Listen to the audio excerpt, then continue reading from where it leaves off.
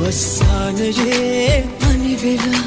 තුරුළුවී උණුසුමි තැඟිල්ල පැටලියුම් සැදැප සුන්දරයි නුඹ මගේ හැම භවයේ දිවුරලා සෙනෙහසින් කී කතාව මාගේ ලෝකෙ තනි වෙලා ගියා